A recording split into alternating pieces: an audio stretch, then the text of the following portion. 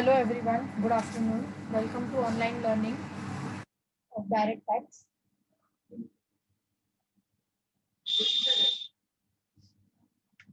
अगर आप ये इमेज देखोगे तो यहाँ पे आपको समझ में आएगा कि एक पर्सन खड़ा है और उसके हाथ में इनकम का बैग है, एक इनकम लेके खड़ा है और यहाँ पे पीछे से एक हाथ आया है। तो किसका हाथ हो सकता है?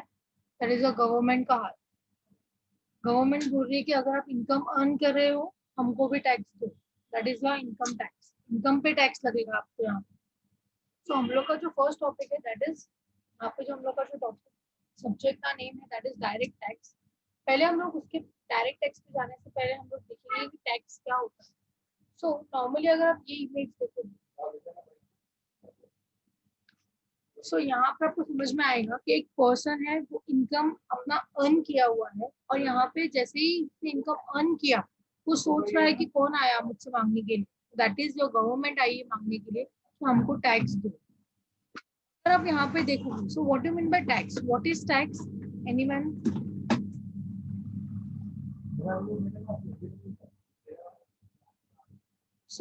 टैक्स अगर आप बोल सकते हो कि गवर्नमेंट के लिए क्या होगा, सोच रहे हो आप लोग? गवर्नमेंट के लिए ये रेवेन्यू इनकम है। तो tax is revenue income for the government. अगर आप देखोगे जैसे मैं आपको बताया कि ये जो टैक्स है वो गवर्नमेंट के लिए रेवेन्यू इनकम है, बट मेरे लिए तो एक्सपेंसेस है। बट हम लोग को यहाँ पे गवर्नमेंट के पॉइंट ऑफ व्यू से बात करना है कि जैसे जैसे मैं इनकम अर्न करूंगी वैसे वैसे गवर्नमेंट को अपना रेवेन्यू इनकम जनरेट होगा और गवर्नमेंट को ये मिलेगा। गवर्नमेंट के लिए रेवेन्यू इनकम है। रिकरिंग इन नेचर है, मतलब ये बार बार मिलेगा। रिकरिंग इन नेचर मतलब बार बार, जैसे आप लोग बार बार इनकम अर्न करोगे तो गवर्नमेंट को भी बार बार टैक्स यहाँ पे मिलेगा। अगर आप यहाँ पे देखो ये इमेज है, एक लड़की आ रही है तो उसके हाथ में बैग है। शी इज गोइंग ऑफिस, वो ऑफिस जा रही है। इसका डायरेक्टली और ये जो इमेज दिखेगा आपको ये गवर्नमेंट का ऑफिस है। अगर आप देखोगे तो जो वो ऑफिस जा रही लड़की है उसको जो इनकम अर्न हो रहा है, वो जो पर्सन है अर्निंग द इनकम, ये जो इनकम है उसका ऑटोमेटिकली वो ट्रांसफर हो रहा है टैक्स में। आप देखोगे वो जैसे जैसे इनकम अर्न कर रही है वैसे वैसे उसका इनकम ट्रांसफर हो रहा है, शिफ्ट हो रहा है उसके टैक्स में। मतलब ये जो पर्सन जो अर्न कर रहा है उसके ऊपर बर्डन भी उसके ऊपर ही है पे करने का, and responsibility to pay tax वो भी उनके ऊपर ही है। मतलब एंड सेकेंड इमेज अगर आप देखोगे यहाँ पे सेकेंड शिफ्ट में, वहां पे क्या हो रहा है, वो पर्सन है ऑफिस जा रही है। ऑफिस से आते वक्त वो एक शॉप पे गई, वहां पे आप देख सकते हो आइसक्रीम या चॉकलेट का शॉप है। वहां पे अगर वो गई और उसने कुछ बाय किया, उसने बाय किया तो उसको टैक्स पे करना पड़ेगा। तो वो टैक्स आपका बिजनेस, यहाँ से वो बिजनेसमैन गवर्नमेंट तक पहुंचाएगा। मतलब यहाँ पे दो चीजें हो रही है। यहाँ पे मैंने आपको दो चीजें एक्सप्लेन की। क्या? दैट मीन्स ये इमेज देख के आपको ये समझना है कि टैक्स दो टाइप के हैं। कौन से? एक डायरेक्ट टैक्स है और एक इनडायरेक्ट टैक्स है। कैसे पता चला? डायरेक्ट टैक्स मीन्स जो पर्सन अर्न कर रहा है वो डायरेक्टली गवर्नमेंट को टैक्स पे कर रहा है। फर्स्ट इमेज देखना, वो पर्सन डायरेक्टली गवर्नमेंट के पास जाके टैक्स पे कर रहा है, उसका इनकम डायरेक्टली शिफ्ट हो रहा है उसकी बर्डन में, कन्वर्ट हो रहा है उसका इनकम टैक्स में। मतलब ultimate burden of tax payment जो है जो पर्सन अर्न कर रहा है उसके ऊपर है, और रिस्पॉन्सिबिलिटी भी उसी के ऊपर है। मतलब जो पर्सन अर्न कर रहा है उसको ही टैक्स पे करना है और पे करने की जिम्मेदारी भी उसके ऊपर खुद है। इसको बोलते हैं डायरेक्ट टैक्स, मतलब directly related to your income. इसको बोलते हैं इनकम टैक्स। डायरेक्ट टैक्स में क्या आता है? इनकम टैक्स, जो आपके इनकम के ऊपर डायरेक्टली रिलेटेड है तो आपको टैक्स पे करना। सेकंड में क्या आपको समझ में आया? वो पर्सन जो है वो अल्टीमेट बर्डन ऑफ टैक्स का पेमेंट उसके ऊपर ही आएगा, पेमेंट उसको ही करना है, बट वो गवर्नमेंट के पास नहीं जाएगा। कौन जाएगा? वो शॉपकीपर। जहाँ पे आप कुछ, जैसे आपको सैलरी आया, आपने पैसा लिया, पैसा लेके आप कुछ शॉप पे गए, सामान खरीदा, आपने उनको पैसा दिया। जैसे आपने उनको पैसा दिया वो शॉपकीपर होगा, वो गवर्नमेंट के जाके आपके बिहाफ पे वो टैक्स पे करेगा। तो वो होता है इनडायरेक्ट टैक्स। मतलब वो आपके इनकम पे इनडायरेक्ट रिलेटेड। तो यहाँ पे दो टाइप के टैक्स है, डायरेक्ट रिलेटेड और एक इनडायरेक्ट। तो यहाँ पे फर्स्ट वाले में आपको ये समझना है कि tax is paid and born by the same person who earn the income, and second वाले पे आपको समझना है कि tax is paid by the supplier but ultimately born by the customer. यहाँ पे दोनों में हो क्या रहा है, पेमेंट कस्टमर ही कर रहा है, यहाँ पे जो इनकम अर्न कर रहा है वही टैक्स पे कर रहा है, दोनों में वही हो रहा है। बट फर्स्ट वाले इमेज में आप खुद जाके टैक्स गवर्नमेंट को पे करते हो, और सेकंड वाले में आप जब तक सामान खरीदने नहीं जाओगे शॉप पे, आपको टैक्स पे करने की जरूरत नहीं। आप सामान खरीदोगे तो टैक्स लगेगा सेकंड वाले में, फर्स्ट वाले में आपने इनकम अर्न किया तो डायरेक्टली टैक्स लगेगा। इसके लिए बोला है directly related to your income. Clear हुआ everyone? Yes ma'am. Okay, so यहाँ पे there are two types of tax, that is first हम लोग को यहाँ पे देखना है टैक्स दो टाइप के हैं। First is direct tax and second is indirect tax. Direct tax के अंदर क्या आएगा, इनकम टैक्स आएगा। इनकम टैक्स मतलब higher the income higher the tax. अगर आपका इनकम ज्यादा कमाने लगे तो आपको टैक्स भी ज्यादा लगेगा। मतलब ये आपका जो डायरेक्ट टैक्स है वो किसके ऊपर बेस्ड है, आपके इनकम के ऊपर बेस्ड है। मतलब यहाँ पे गवर्नमेंट ने एक स्लैब बनाया है कि अगर आपका इनकम इधर से इधर तक है तो इतना परसेंट टैक्स पे करना। If your income is increasing to this much, आपको इतना टैक्स पे करना है। मतलब डायरेक्ट टैक्स के अंदर एक चीज आती है दैट इज इनकम टैक्स, जो आपकी डायरेक्टली रिलेटेड है आपके इनकम। अगर आपका इनकम बढ़ा तो आपको टैक्स ज्यादा लगेगा, इनकम कम हुआ तो टैक्स कम होगा। इसके लिए बोला है higher the income higher the tax. लेकिन अगर आप इनडायरेक्ट टैक्स की अगर आप बात करें, जो आपके डायरेक्टली रिलेटेड नहीं है आपके इनकम से, indirectly related, that is GST, that is goods and service tax. Custom duty होगा, मतलब आप इंपोर्ट कर रहे हो तो कस्टम ड्यूटी पे करना पड़ता है, स्टैम्प ड्यूटी पे करना पड़ेगा मुझे यहाँ पे। इस जीएसटी में क्या हो रहा है, इनडायरेक्ट टैक्स में क्या हो रहा है, आपके जो रेट्स होंगे वो फिक्स होंगे और फ्लैट होंगे। मतलब अगर आपने ये प्रोडक्ट खरीदा है तो उसके ऊपर जीएसटी का परसेंटेज फिक्स होगा, तो इनडायरेक्ट टैक्स में आपको पड़ना है। बट हम लोग यहाँ पे क्या पढ़ रहे हैं, हमको अभी यहाँ पे हमको डायरेक्ट टैक्स पढ़ना है, that is my income tax. So first of हम लोग का जो टॉपिक है दैट इज डायरेक्ट टैक्स। हम लोग यहाँ पे पढ़ने वाले हैं इनकम टैक्स। अगर आप इनकम टैक्स की बात करें, नॉर्मली अगर आप देखोगे तो आपको कंटेन्स क्या क्या दिए हैं, आपको क्या क्या पढ़ना है। सो यहाँ पे इतने कंटेन्स हैं आपको जो, यस गणेश जी बोलिए। हेलो,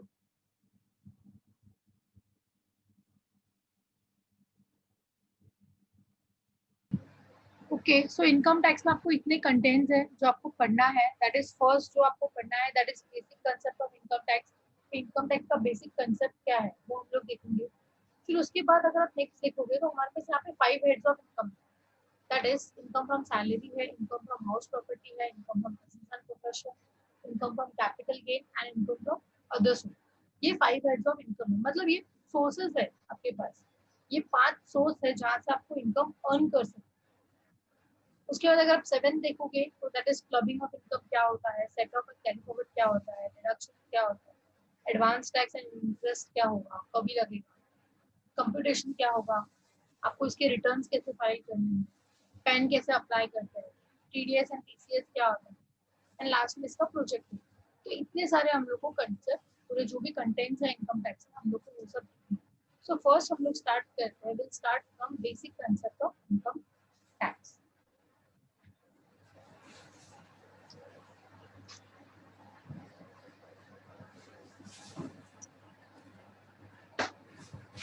सो इनकम टैक्स का जो एक्ट है वो कभी आया, 1961 में। इनकम टैक्स का एक्ट में 1961 में आया।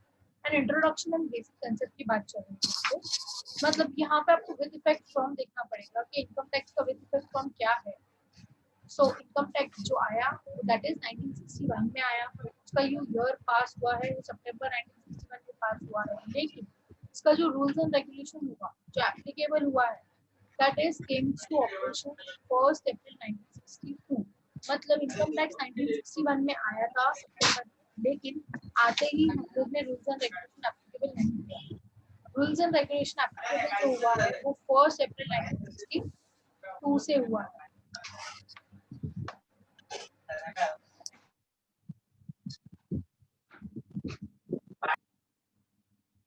सो इनकम टैक्स का जो बेसिक कंसेप्ट है जो आपको यहाँ पे आपको याद रखना है, दैट इज इनकम टैक्स का जो एक्ट है that is 1961। But rules and regulation जो हुआ है वो 1 अप्रैल 1962 से एप्लीकेबल। इनकम टैक्स कहाँ एप्लीकेबल है? तो जब इनकम टैक्स कहाँ एप्लीकेबल है बात आती है, वो होल ऑफ इंडिया में एप्लीकेबल, मतलब पूरे इंडिया में एप्लीकेबल होगा। अगर कोई भी पर्सन पूरे इंडिया में इनकम अर्न कर रहा है तो उसके ऊपर उसको इनकम टैक्स पे करना पड़ेगा, because government is saying that if you are earning the income you have to pay the tax to the government. If you don't want to pay the tax to the government, don't earn the income. Government say directly to everyone. Okay. तो यहाँ पे अगर आप देखोगे तो हम लोगों ने 3 डिस्कशन किया, दैट इज कि इनकम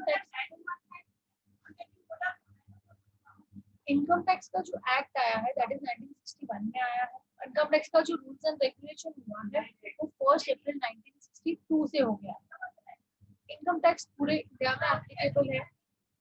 एंड अगर आप देखोगे ये जो ऑलरेडी 2 एक्ट है, 1961 का एक्ट है, 1962 का एक्ट है, उसके बाद भी गवर्नमेंट ने एक एक्ट लाया दैट इज फाइनेंस एक्ट, जो पार्लियामेंट में पास हुआ। क्यों पास हुआ है? सी नॉर्मली अगर आप देखोगे, मैंने इनकम मुझे इतना पता चला 1961 में टैक्स लगेगा इतना मुझे पता चल गया, बट 1962 में ये भी पता चला कि अगर मैं इनकम अर्न करे तो मुझे टैक्स पे करना है। मैं कहाँ पे भी हूँ अगर पूरे इंडिया में, तो कहाँ पे भी हूँ तो मुझे टैक्स पे करना है, ऐसा बोला। लेकिन कितना कितना टैक्स पे करूँ? अगर मैं 1 लाख रुपया अर्न करूँ तो 1 लाख पूरा टैक्स पे करूँ क्या? 2 लाख अर्न करूँ तो 2 लाख पूरा टैक्स पे करूँ? कितना अर्न करूँ वो मुझे नहीं बताया गया 1962 में, मुझे नहीं बताया गया। वो मुझे फाइनेंस एक्ट बताएगा। ये जो आपको rate of IT that is income tax का रेट क्या है वो आपको 1962 में नहीं बताया है, वो आपको फाइनेंस एक्ट में बताया जाएगा। फाइनेंस एक्ट मीन्स ये जो एवरी ईयर जो फाइनेंशियल ईयर में हमारा एक बजट पास होता है वो मेरा फाइनेंस एक्ट होता है। एवरी ईयर हम लोग हमारा रूल्स एंड रेगुलेशन जो इनकम टैक्स का 1962 का जो एक्ट है, इनकम टैक्स एक्ट 1962, वो हम लोग एवरी ईयर चेंज नहीं कर सकते। इसके लिए हम लोग ने एक रेट ऑफ स्लैब रेट बोल सकते हो आप, जो फाइनेंस एक्ट में एप्लीकेबल है।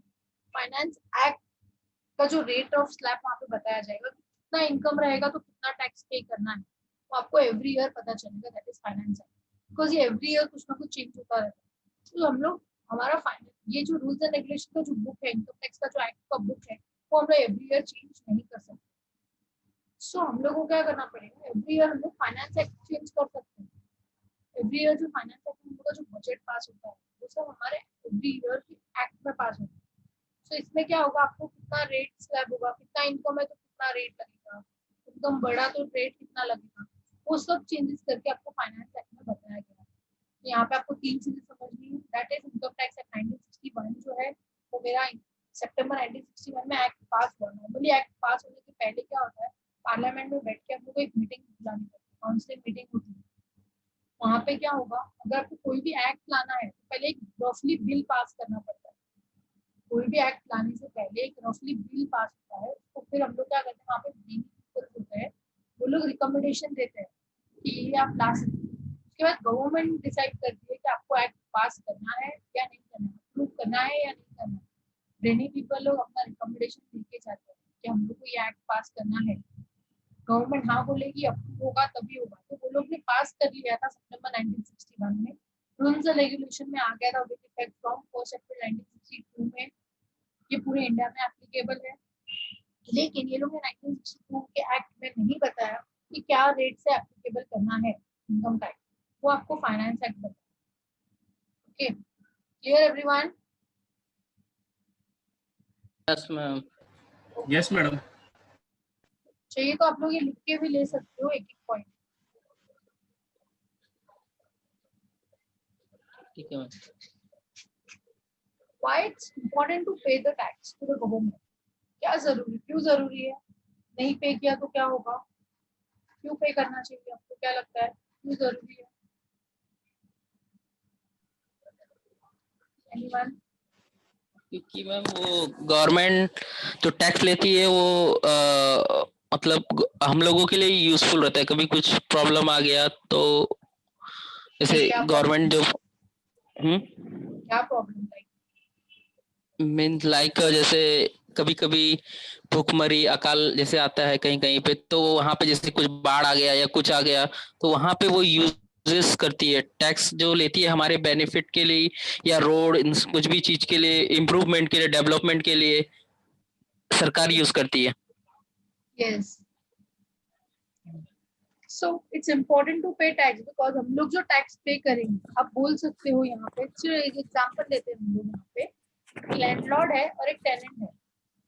लैंडलॉर्ड ने अपना प्रीमाइसेस टेनेंट को यूज करने के लिए दिया, तो लैंडलॉर्ड जो होगा वो कुछ एक्सपेक्टेशन तो रख रहा होगा, वो रेंट एक्सपेक्ट कर रहा है कि मुझे आप लोगों से रेंट चाहिए, अगर मैं मेरा प्रीमाइसेस इसको यूज करने के लिए दे रही हूँ तो मैं एक्सपेक्टेशन क्या रख रही हूँ कि आप मुझे रेंट दो, कि आप मेरी चीज यूज कर रहे हो। तो ये वाले केस में मुझे समझ में आया कि लैंडलॉर्ड क्या एक्सपेक्टेशन कर रहा है, रेंट एक्सपेक्टेशन कर रहा है। क्यों? क्योंकि टेनेंट है वो उसका प्रीमाइसेस यूज कर रहा है। लेकिन in the case of government की अगर आप बात करोगे, ये गवर्नमेंट का ऑफिस है, यहाँ पे देख सकते हो आप, she is earning the income and she is counting the income, उसका इनकम कितना है वो इनकम काउंट करे। तो यहाँ पे आपको लिंक क्या करना है, आप ऐसा बोल सकते हो कोई भी पर्सन गवर्नमेंट का रिसोर्सेज यूज करता है, इसके लिए हम लोग को टैक्स पे करना पड़ता है। जैसे पहले वाले एग्जांपल में मैंने आपको बताया था, this was my example, like अगर कोई लैंडलॉर्ड है, उसने टेनेंट को अपना प्रीमाइसेस यूज करने के लिए दिया है, तो टेनेंट से वो एक्सपेक्टेशन रख रहा है कि मुझे आपसे रेंट चाहिए। तो यहाँ पे मेरे को समझ में आता है कि अगर मैं मेरी चीज आपको दे रही हूँ तो उसके बदले में आपसे कुछ लूंगी, कंसिडरेशन तो होना चाहिए।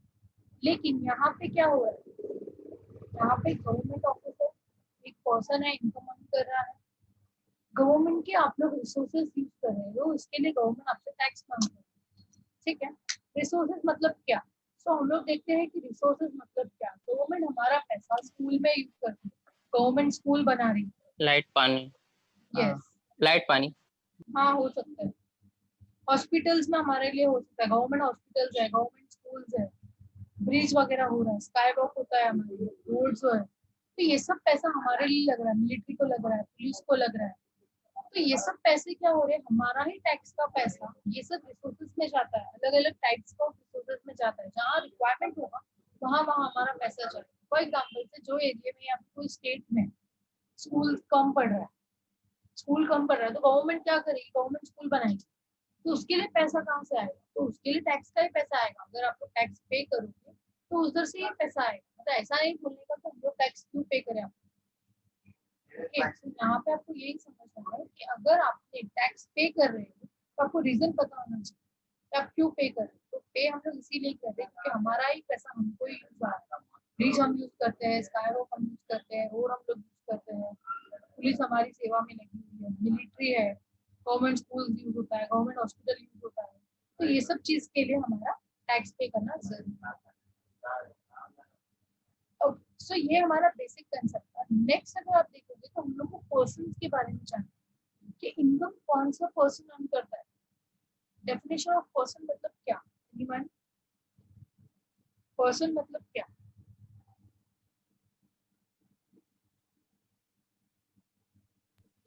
सी पर्सन मतलब यहाँ पे आपको बताया है सेक्शन 31 में, सेक्शन है यहाँ पे इनकम टैक्स का एक्ट का सेक्शन है, सेक्शन 2 सब सेक्शन 31।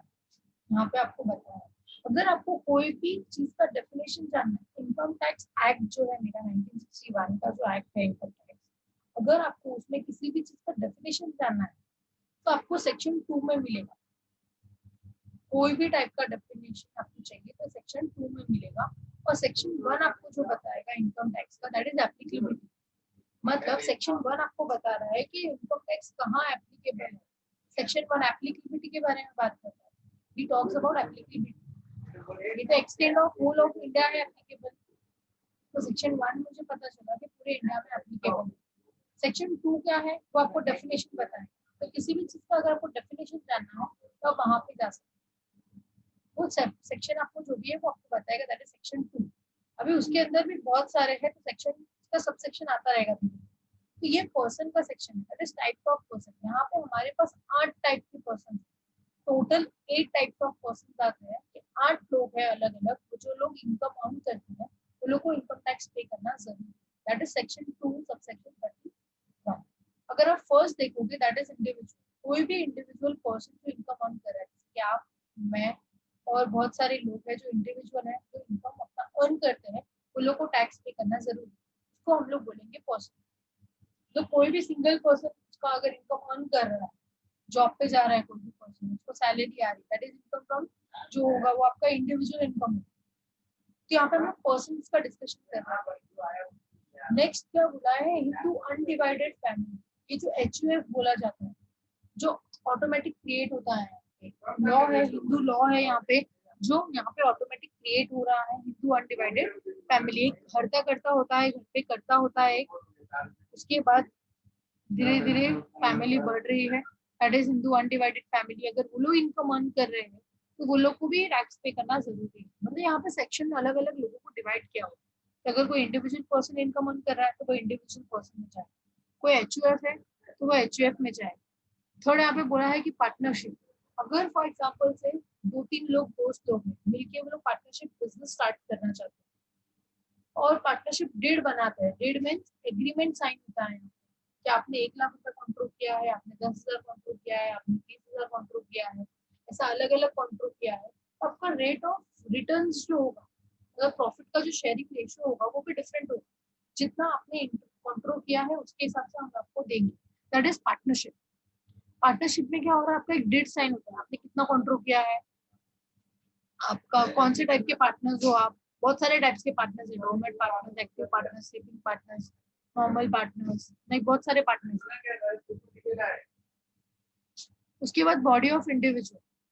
अगर आप बॉडी ऑफ इंडिविजुअल की अगर आप बात करोगे तो बॉडी ऑफ इंडिविजुअल मतलब क्या, जिसे हम लोग ने फर्स्ट वाले में देखा था, दैट इज इंडिविजुअल। तो इंडिविजुअल मतलब जो सिंगल पर्सन इनकम अर्न करे, तो यहाँ पे उसकी बॉडीज ऑफ इंडिविजुअल मतलब बहुत सारे इंडिविजुअल हो सकता है, 6-7 लोग हो, 2-3-4, मतलब मिनिमम 2। बॉडी ऑफ इंडिविजुअल मतलब रिक्वायरमेंट हम लोग को यहाँ पे 2 का है, उससे ज्यादा रहेंगे तो भी चलेगी।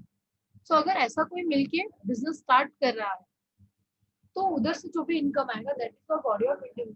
तो अभी आप पूछने चाहिए, आपका डाउट आना चाहिए कि पार्टनरशिप और बॉडी ऑफ इंडिविजुअल में डिफरेंस क्या है। बिकॉज पार्टनरशिप में क्या हो रहा है, आपका 2 से 3 लोग होते हैं वहां पे भी।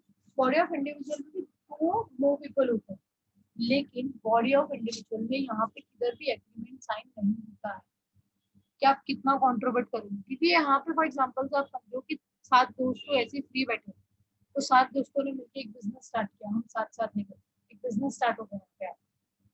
तो क्या होगा, बिजनेस स्टार्ट किया, यहाँ पे कितने लोग ने कितना कॉन्ट्रीब्यूट किया है वो यहाँ पे मैटर नहीं कर। लास्ट में जो भी प्रॉफिट आएगा वो हम लोग इक्वली डिस्ट्रीब्यूट कर लेंगे। मतलब आप यहाँ पे ये बोल सकते हो कि पार्टनरशिप फॉर्म में और बॉडी ऑफ इंडिविजुअल में फर्क यही है कि पार्टनरशिप फॉर्म में डेट साइन होता है, that is the agreement sign होता है लेकिन कितना प्रॉफिट मिलेगा। बट बॉडी ऑफ इंडिविजुअल में ऐसा कुछ भी एग्रीमेंट साइन होता नहीं। तो यहाँ पे मेन डिफरेंस यही है। तो हम लोग ने एक इंडिविजुअल देखा जो सिंगल पर्सन इनकम अर्न कर रहा है, हिंदू अनडिवाइडेड फैमिली देखा, दैट इज HUF जो हिंदू लॉ में क्रिएट हो रहा है ऑटोमेटिक। उसके बाद पार्टनरशिप फॉर्म है, यहाँ पे पार्टनर्स लोग होते हैं, बहुत सारे टाइप्स के पार्टनर्स होते हैं। उसके बाद बॉडी ऑफ इंडिविजुअल देखा, यहाँ पे कोई भी टाइप की डीड या एग्रीमेंट साइन नहीं होता है। नेक्स्ट अगर आप देखोगे तो एसोसिएशन ऑफ इंडिविजुअल है। नेक्स्ट क्या है, association of individual. Association of individual में आप बोल सकते हो any of two, that is a mixture of to.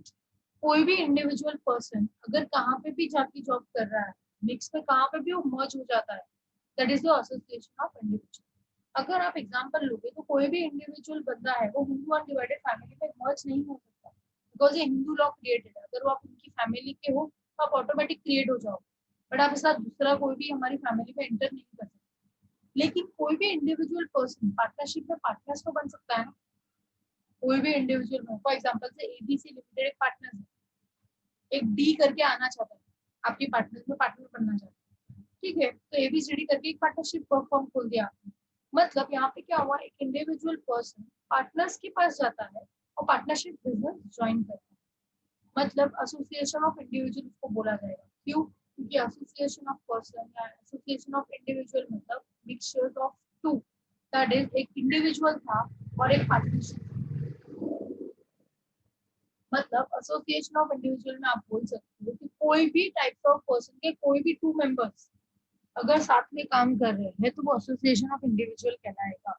जैसे कि individual plus body of individual दोनों साथ में काम कर रहे हैं, या इंडिविजुअल प्लस पार्टनरशिप आ गए, या इंडिविजुअल प्लस दूसरा कोई आता रहेगा, लोकल अथॉरिटी है, या फिर लास्ट में आपको बोला है कि कंपनी, ठीक है। लोकल अथॉरिटी मतलब क्या, 2 पार्टनरशिप फॉर्म भी हो सकते हैं क्या एसोसिएशन ऑफ इंडिविजुअल में? एसोसिएशन ऑफ इंडिविजुअल, हाँ 2 पार्टनरशिप फर्म भी आ सकते हैं क्या साथ में? नहीं नहीं नहीं, दो पार्टनरशिप फॉर्म नहीं यहाँ पे आ सकते हैं।